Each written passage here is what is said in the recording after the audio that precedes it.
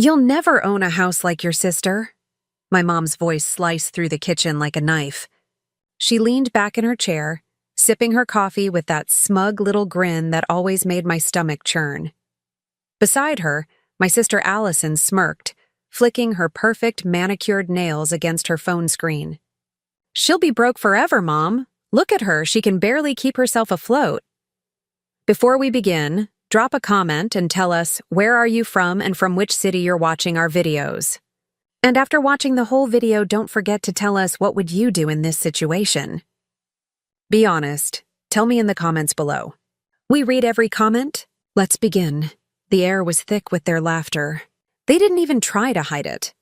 My chest burned, but I didn't argue. I didn't defend myself. Instead, I smiled. A quiet, deliberate smile that made Allison glance at me twice. She didn't understand it. Neither did my mom. I held their gaze for a beat longer than usual, then stood, pushing my chair back with calm precision. Thanks for the reminder, I said softly, my tone so steady it caught them off guard. I'll remember this moment. I walked out, leaving their laughter echoing behind me. But inside I was shaking, not with weakness, but with the kind of fire that builds in silence. The kind that waits for the right moment to strike. Days turned into weeks. They didn't know the calls I made, the hours I worked, the deals I pushed through. They didn't know the nights I collapsed on my bed, exhausted but determined. They thought I was still struggling, still lost in their shadow, until the night my phone buzzed with an unknown number and the realtor's voice said, "Congratulations. The keys are yours." I drove straight to the house, heart pounding as I pulled into the driveway. It wasn't just any house. It was everything they said I'd never have. White siding, black shutters, a wide porch with a swing. It stood there, solid and untouchable, like proof carved into wood and stone that I was not who they thought I was. I pressed my palm against the front door and whispered, This is mine." 2 weeks later, I was cooking dinner when my phone rang. Allison, then Mom. Both, one after the other, missed calls, then another. And then the sound of a car outside. I glanced through the blinds, and there they were, standing in my driveway, eyes wide, mouths half open like they'd seen a ghost. My phone buzzed again. This time I picked it up. Their voices spilled through the line, desperate, confused. "Is this really your house?" Mom's tone cracked, disbelief dripping through every syllable. "Why didn't you tell us?" Allison's voice was sharper, almost angry. I looked at the screen, typed slowly, deliberately. 4 words. "Get off my property." And when I hit send, I swear I felt the weight of years lifting from my shoulders. The text hung on my screen like a loaded weapon. "Get off my property." For a moment, silence swallowed everything. Even the ticking clock in my kitchen seemed to freeze. Then my phone buzzed again, angry, frantic messages pouring in. "Rachel, this isn't funny." My mom, Diane, wrote, "Open the door. We need to talk," Allison demanded. I didn't move. Instead, I stood at the window, arms folded, watching them shift nervously in my driveway. The same driveway they swore I would never own. The porch light illuminated their faces. Faces I once longed to impress, to earn approval from.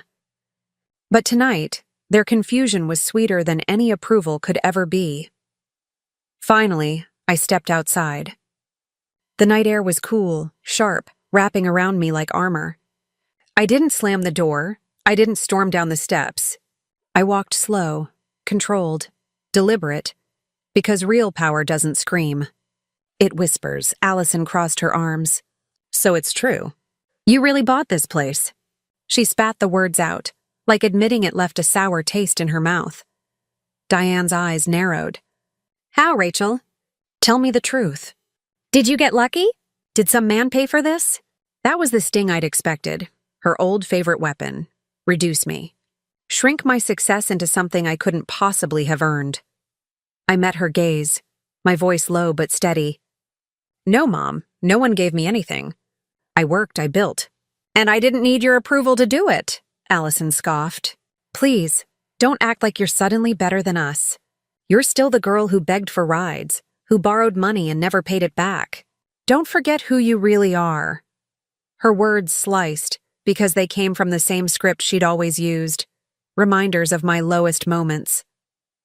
But tonight, the difference was glaring. I wasn't standing in her shadow anymore.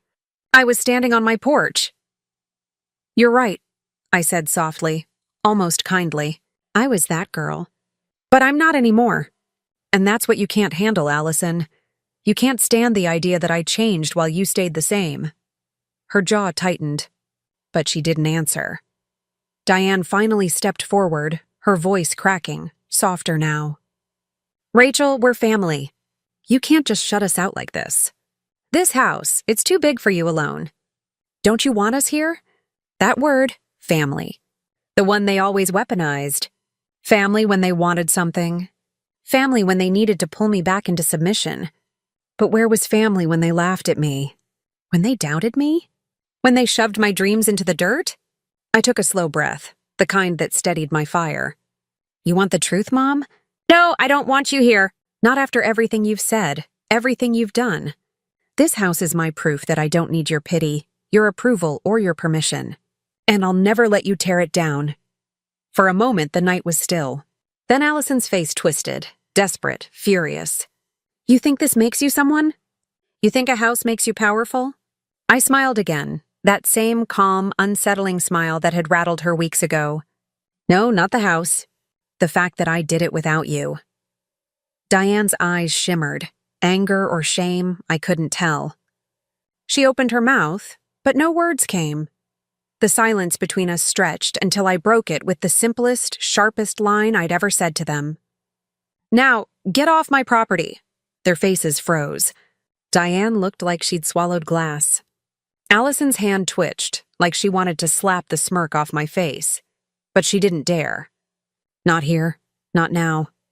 They turned slowly, reluctantly, walking back to their car. The slam of doors echoed through the quiet street, and the engine roared to life. But before they drove off, Allison lowered her window, eyes blazing. "This isn't over, Rachel. Don't think you've won." I stepped back onto my porch, lifting my chin. "It already is." The car sped away, red taillights bleeding into the dark. I stood there for a long moment, breathing in the night, the weight finally gone. Inside, the house felt different, warmer, brighter, like it had absorbed my victory. I sank into the couch, exhaustion mixing with adrenaline. My hands shook not from fear but from release. For the first time in years, I wasn't trapped by their voices. I wasn't the broken one anymore. And deep down, I knew this wasn't just about the house. It was about reclaiming every part of me they tried to destroy. But I also knew Allison. And her last words echoed like a warning. This isn't over, and if she wanted to test me, if she wanted a war, then maybe, just maybe, I was ready for it. Allison's warning, "This isn't over," echoed in my head like a storm brewing on the horizon. I knew her too well. My sister never handled losing with grace. She wasn't just bitter. She was dangerous in her own quiet, manipulative way. 2 days later, I found out just how far she was willing to go. It was a Saturday morning. The sun poured through my windows, and for the first time in a long while, I felt peace. I was unpacking a box in my living room when my phone buzzed, this time with a call from my boss. My stomach tightened. "Rachel," he said carefully. "I need to ask, is everything okay?" "Of course," I replied, confused. "Why?" He hesitated, then sighed. "Because I got an email this morning. Someone sent anonymous messages claiming you lied on your resume, that you faked projects, that you're using questionable money to buy a house." The room spun. My grip on the phone tightened. "That's not true," I snapped, heat rising in my chest. "I know it's not," he said firmly. "Your work speaks for itself." "But Rachel, whoever sent this, it was detailed. Personal. Someone's trying to hurt you. I didn't need to guess who." My blood went cold, then hot with fury. Allison. After hanging up, I sat in silence, pulse racing, mind spinning. She wasn't just mocking me anymore. She was trying to ruin me.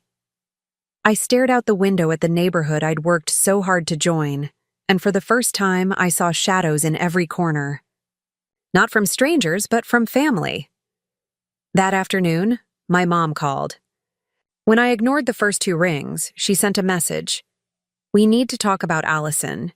She's upset. Don't be cruel, cruel." That word made me laugh bitterly. They called my silence cruel, but Allison's sabotage was just her being upset? I didn't respond. Instead, I drove. My hands gripped the wheel tighter than I realized, knuckles pale as I headed straight to Allison's condo. When she opened the door, her smirk was waiting, like she'd been rehearsing it. "Rachel," she drawled, leaning against the frame. "To what do I owe the honor?" "You know why I'm here," I snapped, stepping inside without invitation. The emails, the lies. Was it worth it? She didn't flinch. She didn't deny it. She actually laughed. "Oh, come on. Don't act like you're some victim. You think buying one house makes you queen of the world? I had to remind people who you really are. You're nothing, Rachel. Always have been, always will be." Her words were poison, each syllable designed to strip me down. But this time the venom didn't sink in. I leaned closer, my voice low, steady. "You had your chance to keep me small. You lost, and now? Every move you make just proves you're terrified that I've outgrown you." Her eyes narrowed. "Careful. You think you're strong, but one mistake and it all crumbles." I held her gaze, fire in my chest. "Then watch me build it back stronger. Because you can't destroy me anymore, Allison. You can only expose yourself." The days that followed were tense. I went to work expecting whispers, side glances. But instead, I found the opposite. My boss called me into his office, his expression firm but supportive. "We looked into everything," he said. "Rachel, not only were the accusations false, but your performance has been exemplary. You're being considered for promotion." Relief crashed over me so hard I had to grip the chair to steady myself. "Thank you," I whispered. He gave me a look, one that said he knew someone was trying to tear me down. Sometimes the people closest to us want us to fail the most. Don't let them. His words burned into me. That night, sitting on my porch swing, I realized something. I didn't just have a house. I had a life worth protecting. And Allison? She was losing her grip. Sure enough, 2 evenings later, she and my mom showed up again. Their car rolled into my driveway like a threat. This time, I didn't wait. I stepped outside before they even reached the door. "Rachel," Mom said, her tone shaky, almost pleading. "You need to stop this fight with your sister. She's hurting. You should forgive. Forgive." The word made my jaw clench. Forgive the lies? The sabotage? The years of humiliation? Allison crossed her arms, her smirk weaker now but still clinging. "We're family. We'll always be tied together. You can't just cut us out." I stepped closer, every word deliberate, sharp as glass. "You're right. We'll always share blood. But family isn't blood. Family is respect. Family is love. And you've never given me either." Diane blinked, shocked by the firmness in my tone. Allison scoffed, but her eyes betrayed a flicker of fear that her control was slipping for good. I took a deep breath, my heart steady. "So listen carefully. You don't get to walk into my life, my home, and dictate terms anymore. This is mine. My choice, my peace. And if you can't respect that, then yes, I'll cut you out, for good." The silence that followed was deafening. Diane's lips trembled, torn between defending Allison and realizing the truth. Allison just stood there, pale under her defiance. Finally, I said it again. The line that had become my shield, my victory. "Now get off my property." And this time, they didn't argue. The night after I told them to leave, I thought it was over. I thought my words had finally driven the point home. But Allison was like a shadow, always lurking, always plotting. And when people like her feel powerless, they get reckless. 3 days later, I woke to the sound of tires screeching outside. I threw on a sweater and stepped onto the porch, heart pounding. Allison's car sat in my driveway again, headlights glaring. She was pacing by the hood, phone in hand, fury written all over her face. The sight almost made me laugh. After everything, she was still here, still clawing for attention. Allison! I called out sharply. What now? She spun on her heel, eyes blazing. You think you've won, don't you? You think buying this house makes you untouchable? You humiliated me. You embarrassed Mom. You made us look like fools. I folded my arms, my voice calm, steady. I didn't have to make you look like anything. You did that all on your own. Her lips trembled, anger spilling over. You'll regret this. I'll make sure you do. The threat hung in the air, sharp as glass. But I didn't flinch. I stepped off the porch, closing the space between us until I could see the cracks in her mask. No, Allison. I regret nothing.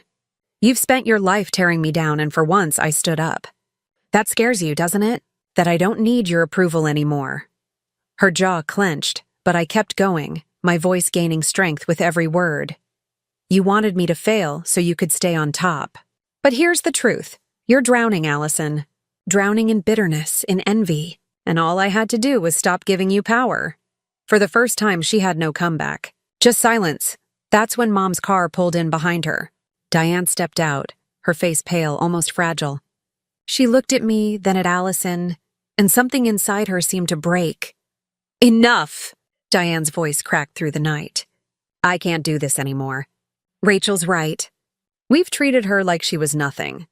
We laughed at her, doubted her. And now she's standing here stronger than either of us. Allison's eyes widened, betrayal flashing across her face. Mom! But Diane cut her off, tears brimming. No, Allison. You've crossed every line. Sending lies to her boss? Trying to ruin her? That's not family. That's cruelty. The silence that followed was heavier than any argument we'd ever had. My chest tightened, not with anger, but with something deeper. A grief for the family I never really had. I swallowed hard, my voice low. You always told me I'd never own a house, never have a future. But look around. This house isn't just walls and a roof. It's proof that I built something without you. And the best part? I don't need your approval to keep it. Diane looked down, shame etched into her face. Allison, though, turned red with rage, clinging to her last weapon, her pride. You'll regret cutting us out, she hissed. One day you'll come crawling back. I shook my head, firm and unyielding. No, that was the old me. The one who begged for scraps of love. The one who believed every cruel word. That Rachel is gone. And if you can't accept who I am now, then I don't want you here. I stepped back onto my porch, gripping the railing as if anchoring myself to this new life I'd carved out of nothing. My voice carried across the driveway, sharp, final. Get off my property. This time there was no hesitation, no threats. Just silence as Allison's fury crumbled into something uglier, defeat. She climbed back into her car, slamming the door so hard the windows rattled. Mom lingered for a moment, her eyes heavy with regret before following. Their cars rolled down the street, disappearing into the night. I stood there long after they were gone, the cool air wrapping around me.